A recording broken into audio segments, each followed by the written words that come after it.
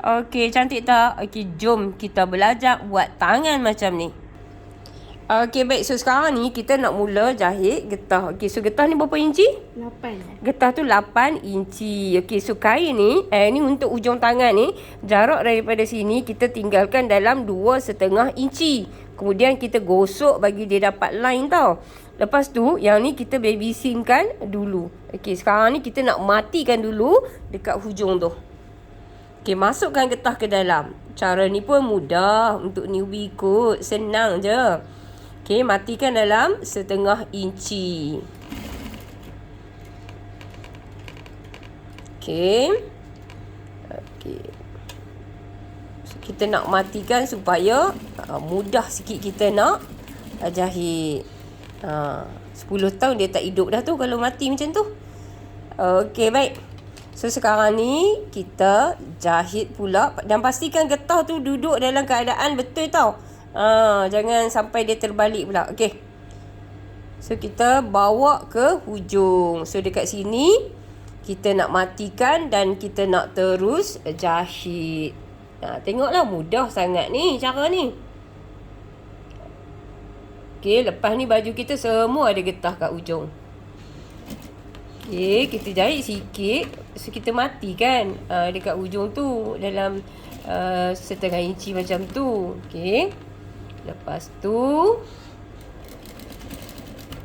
okey, dah kita matikan.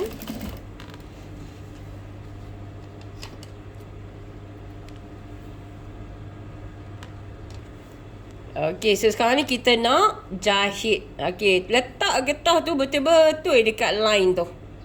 Letak getah betul-betul dekat line tu. Okey.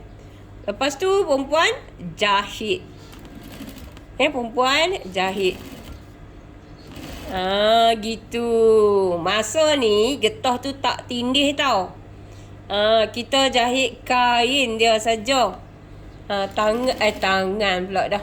Kita tak tindih getah. Kita tak tindih getah. Ejah lah, tarik lah sikit kat depan tu. Macam tu lah. Dia memanglah agak sukar kan. Kalau senang sangat macam mana dia biar ada orang kata apa, cabaran sikit baru boleh ambil upah mahal. Tu dia gitu pula. Okey. Jahit ni dia merupakan satu terapi minda juga. Nampak tak tu? Hak belakang tu.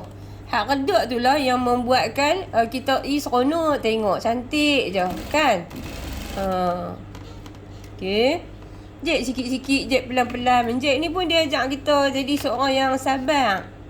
Mau kata tak jek tadi dekat ujung tu, dia lari masuk pergi dalam tu dah. Okey, sebab tu Mimi dia jek dulu tang tu tak sat. Okey, lepas tu pelan-pelan.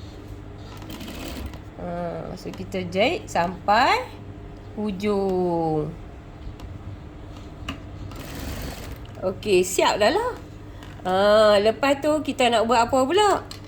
Kita nak terbalikkan. Ni daripada arah dalam kan? Okey. Lepas tu kita nak tindih dia sekali lagi dari arah dalam. Masa ni kita kena tarik lah kain tu bagi cekang-cekang. Masa ni baru kita tindih getah. Mata jahitan kita bagi besar sikit. Tarik bagi cekang-cekang sikit. Kain pun bagi cekang. Masa ni tindih getah dah ni. Jangan risau dah. Bismillahirrahmanirrahim. Lagu tu. Tak tahu lah, segak lah. Buatlah 5 colour. Ni purple, hitam, hijau, merah ke satu kan. Okey. Nampak tak? Part ni dah jadi senang lah. Tak susah dah. Siap dah. Amboi, tak dan lagi nak sembang panjang. Siap dah. Okey. So, kita kalih dia kat luar. Jadi dah pun. Okey. So, itulah hasil dia. Okey. Okey, so ni lah hasilnya. Nampak tak? Terjamin tutup. Sikitkan jari-jari montok gitu. Okey, selamat mencuba. Bye. Assalamualaikum.